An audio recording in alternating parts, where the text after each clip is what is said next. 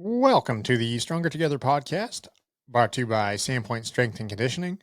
I am your coach, Kenny Marquardt. Today I'm joined by John Aspinwall, one of our lovely snowbird visitors.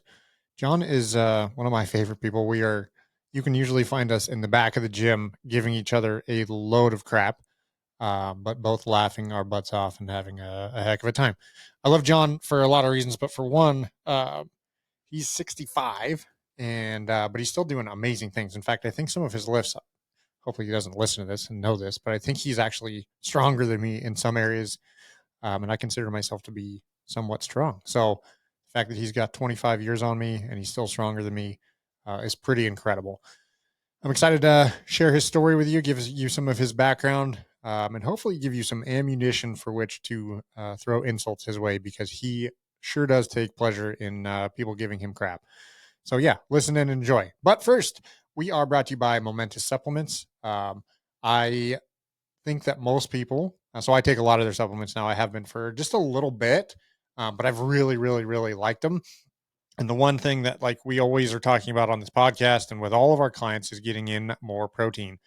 And Momentous Supplements, they have a chocolate, they have a vanilla, I think they have an unflavored whey. It's grass-fed. It's the best quality you can possibly get, and it tastes great. And it's a great way to get your protein intake in for the day. So that's one of the things that I take. You can get 15% off if you use the discount code SandpointStrength at livemomentous.com. All right, enjoy. Here we go. John, we're live, buddy. Okay. Yeah. Welcome. Kenneth. Everyone's favorite asshole. Who, me or you? Maybe that's what we should rename this podcast. The asshole from Texas. That's right. Yeah, the asshole from Texas. Well, I come by it honestly. You sure do love it. Yeah.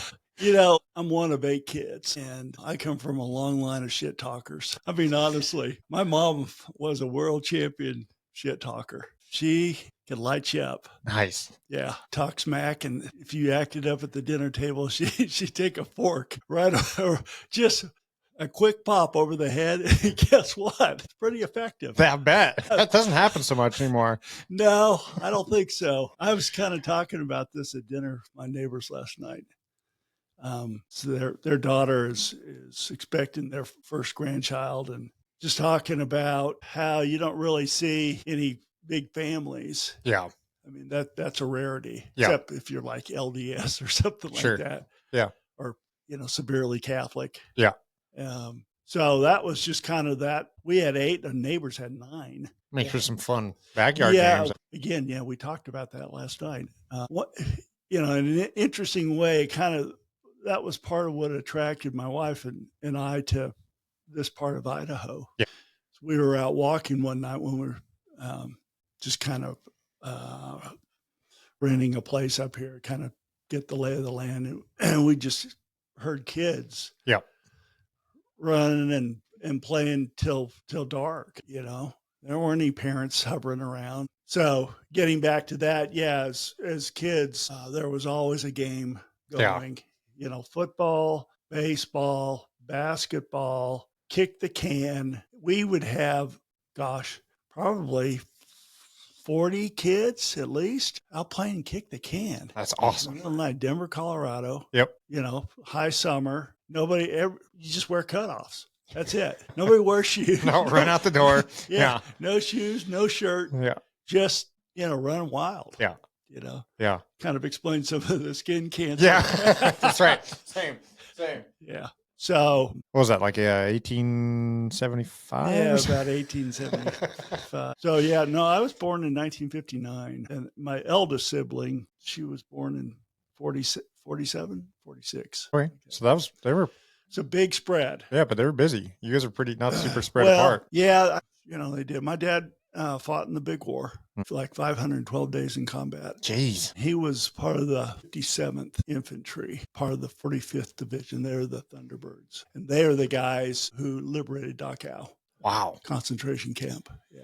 That'll change your perspective on the world, probably. Yeah, I think, my dad drank a little bit. Sure. Because of that. And all of his friends did. That was just kind of part and parcel of the thing. Those guys came back and, they lived for sure. They worked hard. My dad had 8 mouths to feed. Yep. My mom never worked, which is, again, you kind of look at the current state we're in, and I wonder how you young people do it. Yeah. I mean, honestly. Oh yeah. Because when I was coming up, and my wife and I were first married, I just knew if I worked hard, kind of kept my nose clean, that I could do okay. Sure.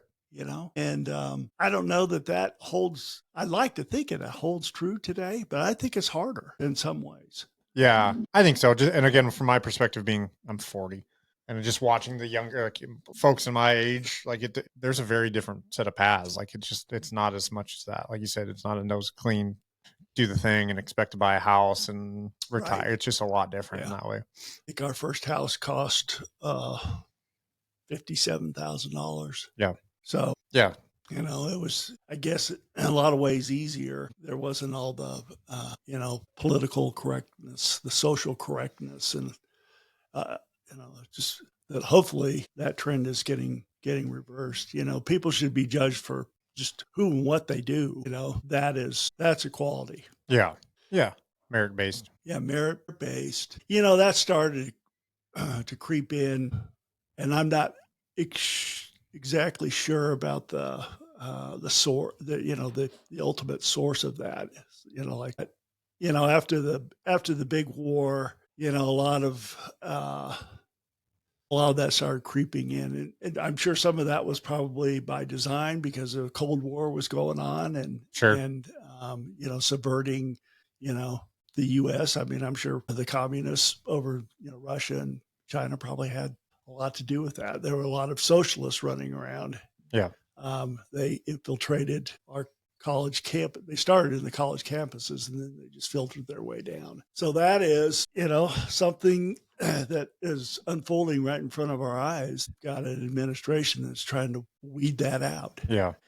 It seems to ebb and flow. I mean, that's a good, interesting perspective through generations, I think, where, I tend to read a little bit of history, and I feel like that stuff ebbs and flows based on the unity of the country. Like there's some unifying events, and then there's some ununifying, whatever. I'm sure there's a word for that, ununifying event. And we tend to swing back and forth as on a kind of pendulous scale. Yeah. So what's an example of that? Well, COVID was like a kind of a short example. It was a quick one. 9/11 for my existence. 9/11 was a big one. The 2008 crash, not as much. COVID was a big one.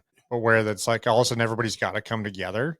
Everyone for a very short window. I remember during COVID, people texting each other like, "Hey, how you doing? How's your family? Everyone's safe, blah, blah, blah." Right. And then not shortly thereafter, there was a lot of divisiveness. And I think the same thing with 9/11, right? Like right away, it was like everyone's coming together. Right. Everyone's unified. We're all got this common enemy. Right. We're all worried about each other. Right. All worried about terrorists. We're all worried about planes crashing. And then not long after, it's very divisive on what the path forward becomes after this big thing. Yeah. And then it swings back the other way, and then we kind of find a medium, and then some other event happens and unifies divides. Interesting. Yeah. Well, yeah, for sure. It's interesting that I've lived through all of that. I remember 9/11. I was stuck in Canada. I couldn't get across the border. I was at a conference in Whistler, of all places, a bunch of people from my industry, and none of us. Finally, we rented vans, and we had to drive back across the border because I couldn't fly. And I remember being in the Seattle at SeaTac and getting the last seat of a Delta flight, of all things, going back to Dallas. Yeah. See my wife and kids. Yeah. So, that was several days later. Yeah. It's interesting. Yeah. So 9/11 was galvanizing for sure. And then you have the brouhaha's about, should we be in Iraq, all that. It's interesting. There's a lot of manipulation that goes on. And I think, particularly it's interesting. We really, in the last several years because of COVID as well, we see how much media is manipulated. Yep. It's pretty interesting. And then you see the kind of rise of the, something like this, a podcast. Yep. Where are people getting their news? Hopefully from this podcast. Yeah. Hopefully. Yeah.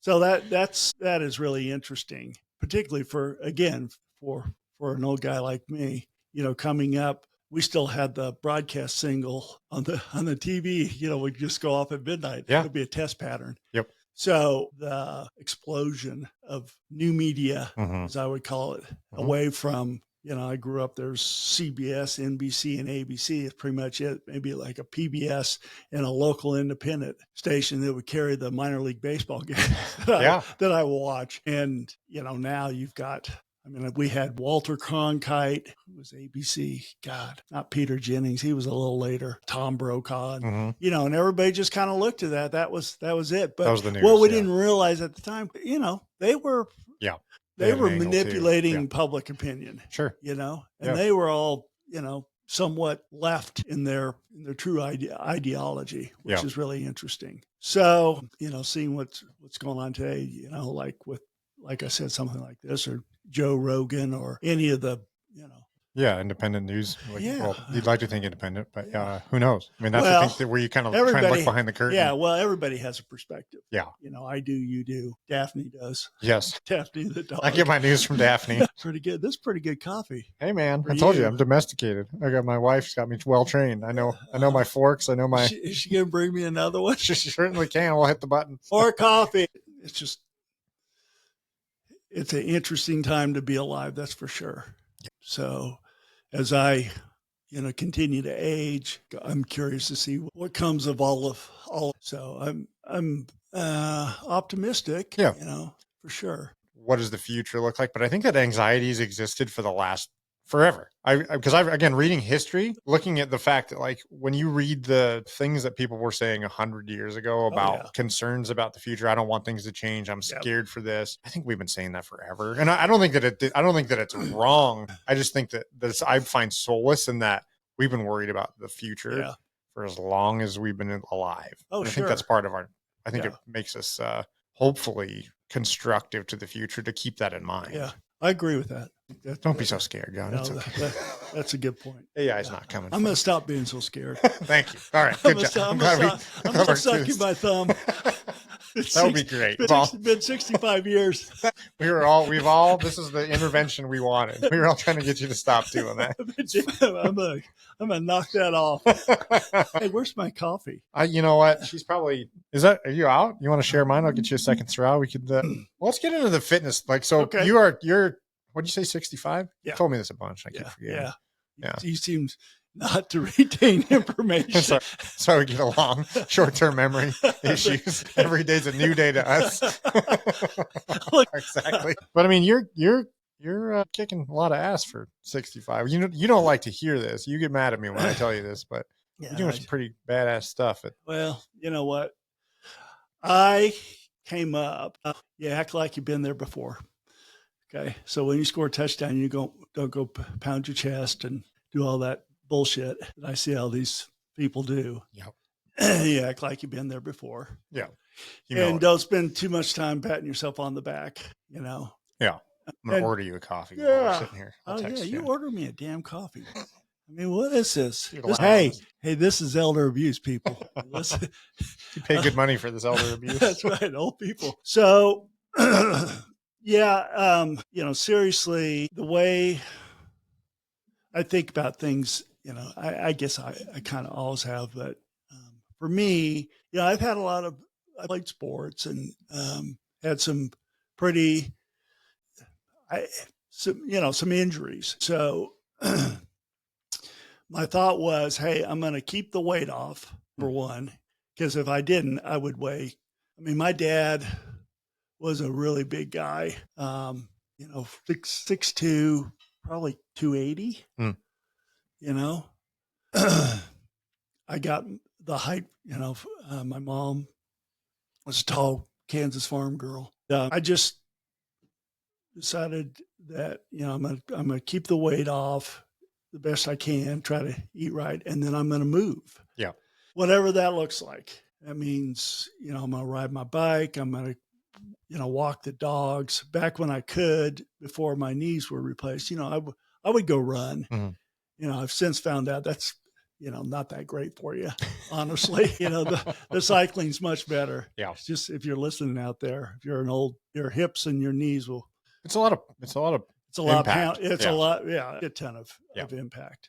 And then I try to keep my structure. So not only try to prevent bone loss, but resistance training, whatever that looks like. If that out, chopping a pile of wood or pounding a tire with a sledgehammer or whatever. Or When's the last time you chopped a pile of wood? You live in Dallas, Texas. That's right. The servants do that. So. The old Texan chopping wood for that one ice storm you get a year, right. And everyone panics. Hey, everybody does. Now let's be honest. Now I grew up in Colorado, so it's also amusing to me to see the people in Dallas. Although Dallas and Texas in general has been so wonderful to me, it's unbelievable. But I digress. Yeah, I feel good when I'm exercising. Yeah. Mentally, it probably gives me more of a mental edge than even physical now. So, I get to interact with people. And that's why, honestly, I do a lot of the one-on-one training. Not that I couldn't do it in a class, but I'm just kind of built that way. Yeah. Because I enjoy being coached. I was coached my entire life. I mean, honestly. And so that resonates with me. It gives me some accountability. I like to be pushed. I might bitch and moan about it in the moment, like yesterday. But when I'm bitching and moaning, it means that I like it. I don't know what 65 feels like. I feel like I feel most days pretty vigorous. Yeah. That doesn't mean I'm going to go, run a marathon or anything like that, but I feel good. I mean, I'm not going to shuffle across the street, right. Try to dodge the cars. I try to eat right, or, I don't know what right means. I put that in quotations. I try to eat sensibly. Yeah. Like last night, I knew I was going to just go for it. Yeah, go for it. Because my neighbor can cook. Yeah. Your coffee delivery's here. Oh, you can stop crying. Oh, wow. Yeah. Service. That's pretty. With a smile. I like the Christmas mug. That's pretty hot. That's good. Damn. Yeah. Keep you alive. Keep you awake here. So I was going with that, but just like, so last night you were good. Yeah, I knew I was going to, eat basically a steer. Yeah.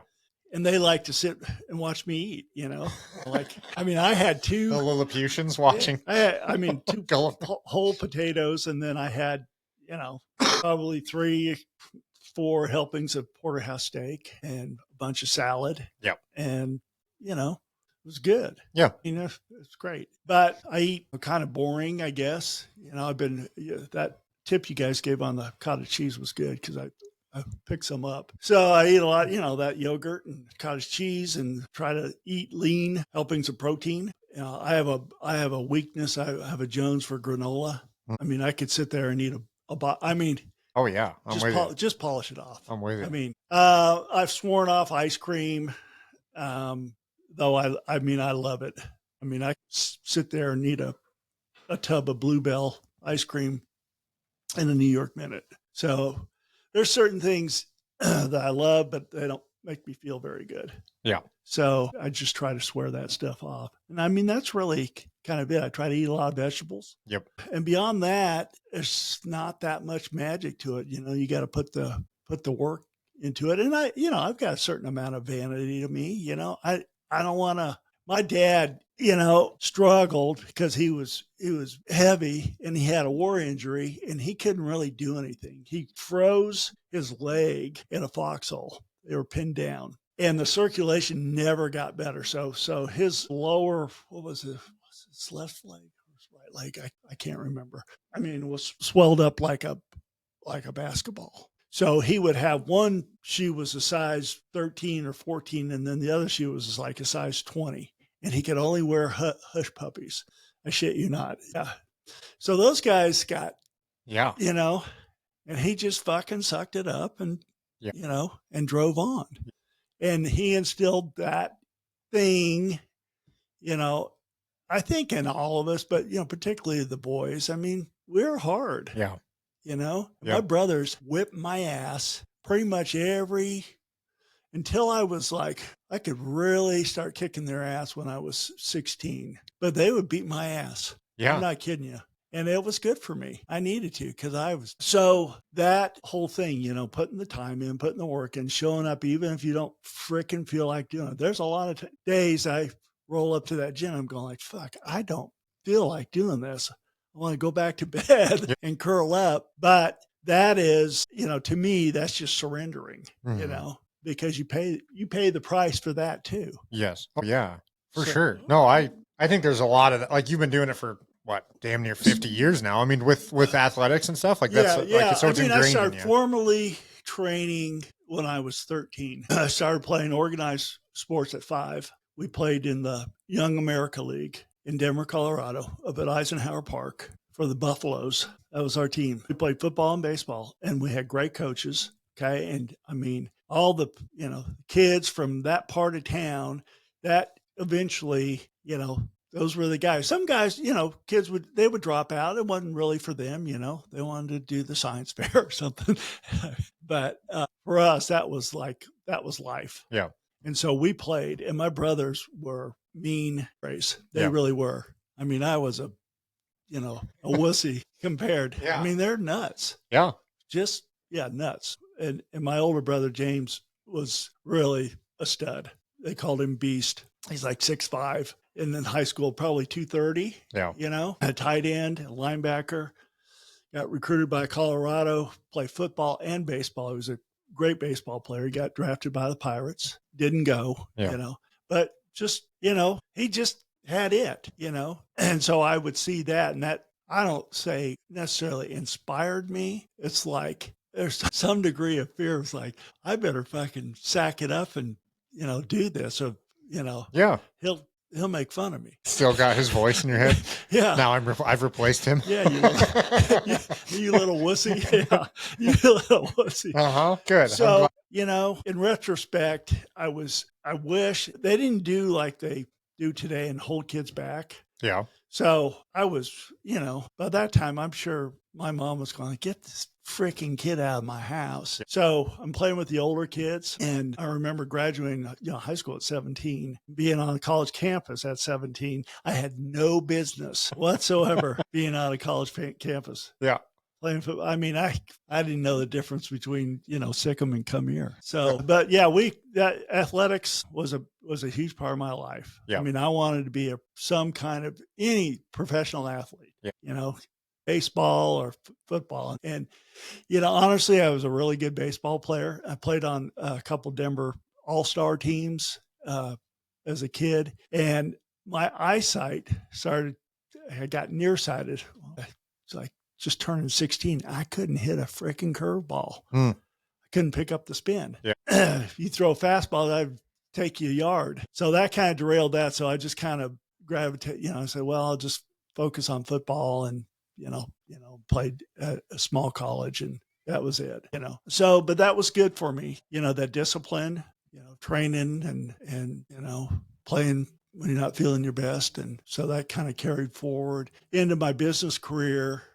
I'll always be grateful for that because, organized sports or sports of any type, I don't care if, kids just go out and they do, I don't know, motocross or BMX or whatever it is, or they're hunters, that takes discipline. Yeah. That's important. It's important to strive. Yeah. There's so many lessons on the field. Yeah. Like you said, whatever the field is, like there's so many lessons in there that you get ingrained as a youth that have carried, again, you've mentioned, and I think how we got here was like carried you for the last 50 years of like, okay, well, there's times that you're hurt or there's times that you're, may not be feeling so good, but like to raise up the team, like sometimes you got to put it in and do the thing. There's not you're letting everybody down and yourself by not. It's the truth, and then, running my business. I mean, it's the same thing. I kind of tried to lead like I was coached, just always, probably overly blunt for some people's taste, but, I just believe in, saying what you mean what you say. Yeah. Try to do the right thing, even if it's hard, and generally doing the right thing is probably the harder path. For sure. Generally. Yeah. Yeah. The short term, especially. I mean, the acuteness of that, the hard stuff is got to do some hard things. So, that was good. looking back, I don't know, basically I operated our own business for 22 years. The first 10 was fantastic. I enjoyed building. The last 12, it was okay. Yeah. It's not that great. And, the money was good, but we always got paid last. Yep. That's another lesson I learned, guess what? Leaders eat last. Leaders eat last. Yep. You got to make sure that your team is eating. You can always do things differently. In retrospect, I probably would handle some things a little different. I'm pretty intense and probably literally scared the living daylights out of people. I think I would scare my own kids and my wife, because of the intensity. Sure. Because it just burned in me. I have mellowed a significant amount, some perspective. And I have some regrets about being so intense, because that's hard on people. Yeah. Yeah, for sure. It's hard to instill that as a leader, to have that. Because I think as a leader or a founder or whatever, you are born like that is running through your veins all day, every day. Like, let's go. There's the mountaintop. Yep. We are climbing this. We are climbing this. No rest. I don't care. And I don't know. I suffer from the same sometimes, where it's like, it's hard to juxtapose I don't know, like just understanding of how everybody else is feeling with how you are like, no, I'll pull us to the top. I just need you. Just, give me the best you got. Yeah. That's all I ask. That's just that's okay. Yeah. I mean, really, at the end of the day, that is okay. Because it does take, a bunch of different skill sets. Yeah. To get you there. Not everybody is wired. Yeah. The same way. I think, whether it's, nature or nurture, that's just the way it is. Yeah. So, I probably wouldn't have spent as much time at the plant, and would have taken a little bit, though we did a lot of fun stuff. I mean, my kids materially did really well. I mean, we had a jet. I remember, grabbed my son because he loved the Lord of the Rings, and we flew up to our Denver office and went to see the movie at a place where I'd seen big movies as a kid, because I just thought that'd be cool. Stuff like that. Oh, yeah. Taking my daughter to flying to New York City and taking her to the Nutcracker, and because she was a ballerina, and I mean, that was fun. Yeah. That was fun. But I look at that and I go, well, you know what? On the other hand, you could have probably spent some more time at home, just sitting around, just talking. Yeah. So, but I've been, fortunate enough, been able to kind of reconcile that with my kids, and, say, hey, Dad probably, if he had a do-over, wouldn't have been, so intense. They appreciate that as adults. Yeah. Yeah. I think that's the hardest. I think that the leadership thing, because I'm fortunate enough I should acknowledge, like what I was just saying about, the team dragging them up the hill. Like, I don't have to do that. My team like the team of the gym, like they have the same obsession that I do. It's been a 13-year process to refine and set it. But I think that's set through expectations of adults who are voluntarily signing up for, doing the thing, and like having the expectations, like, we're going to be the best. And I think about this stuff all day long. I don't expect you guys to think about it all day long, but like I want the passion to be there. And that's who I have on the team now. Yeah. I think the kid thing is hard because they didn't sign up for this. Like, they don't understand. Yeah. Dad's a psychopath and he can't let it go. And so he's going to be sitting there on the couch thinking about other stuff, and he does. It's hard for it. Yeah. So that's the juxtaposition there. I think that is challenging, and trying to explain it is, I don't know. That was actually my nickname with my golf friends for a lot of years. Psycho, not the fair-skinned Frankenstein. Not the fair-skinned Frankenstein. That's pretty good. Yeah. That was the thing, that was kind of my outlet for years, just play golf competitively. Yeah. I needed that. Yeah. I like to feel nervous. Yeah. I like to have it on, my nuts on the line. Yeah. And kind of going, that's why I play improvised music, because there's no do-overs. Right. There's no do-overs. It's like, it's in the moment, and you try to perform to the best of your ability. And sometimes you fail, and sometimes you are middle of the road, and sometimes you succeed, going like, oh, I'm going to play this, blah, blah, blah over, and sometimes you just totally fuck it up. Yep. Yeah. But you figure out, oh, this is crashing. Yeah. I need to go to an alternative. So, in that way, it's kind of like what we talk about it keeps my mind acute. Yeah. And I think that in the body work, that's what keeps me going. I like getting up in the morning. I don't ever want to feel like I want to pull the covers over my head necessarily. It's like, my wife calls me the Pomeranian in the morning because I'm just chit chatting. I mean, for years, again, one of 8 kids and the youngest boy, a lot of years, I just didn't say anything. Yeah. So as I kind of came into my own, it just comes spewing out of my mouth. You see me at the gym. Oh yeah. And I'm just talking shit. Anybody who passes within your sphere of 6 feet or whatever, that is a great joy of mine. And I know it probably shocks some people and they're going like, who the fuck is this guy? They're trying to keep him in the back. Don't go in too close to the cage because he will throw stuff at you. That's why I enjoy, coming up there because I know, the little ball of hate's going to give me a bunch of crap. Amanda's going to give me crap in her own way. Handsome Nick. That's why you have to have a nickname for everybody. Oh yeah, totally. It comes back to sport. It comes back to the youth sport. Like that's the team, and that's the best compliment. I think that's like kind of full circle. I know they like that. Oh, that's right. Yeah, exactly. That's they love it. That's the people that we love the best. Like that's our love language. It's like teasing people, mercilessly. Yeah, exactly. And that's why. Let me kick you while you're down. Come on, I'll help you back up. I'm not so I tease can you about knee that. You again. Exactly. But it's a safe place for that. Like that's what's nice. Like there's nobody gives a shit about. And I and I'm appreciative of the people who are around my age that I see showing up day in and day out. Yeah. There. So that's a kind of a tribute to you guys, and I see Molly. Well, yes. Yeah.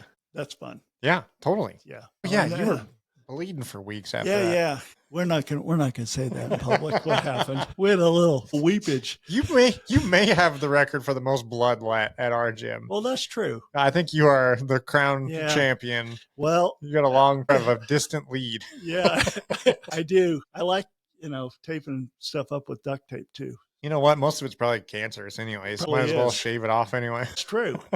But yeah, I enjoy that, and I enjoy seeing show up at your place, and good.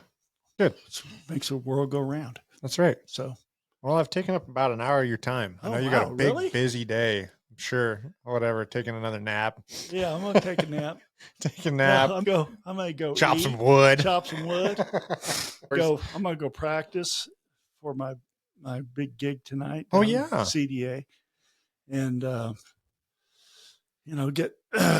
get my stuff together for my big ride to the airport tomorrow night. And that's right. We're having a slumber party at the airport. Get up and fly back home and start over again. Get things planned for making our way back up here. Come back up in April. Fair weather. Back up in April. Fair weather. Flatlander friends. Yep. It's all right. So anyway. All right, buddy. Thanks for doing this. Hey, it's my pleasure. See you soon. See ya. All right. Thanks for listening. So don't forget, you can get 15% off at Momentous Supplements at livemomentous.com by using the discount code Sandpoint Strength. And I'm good at this.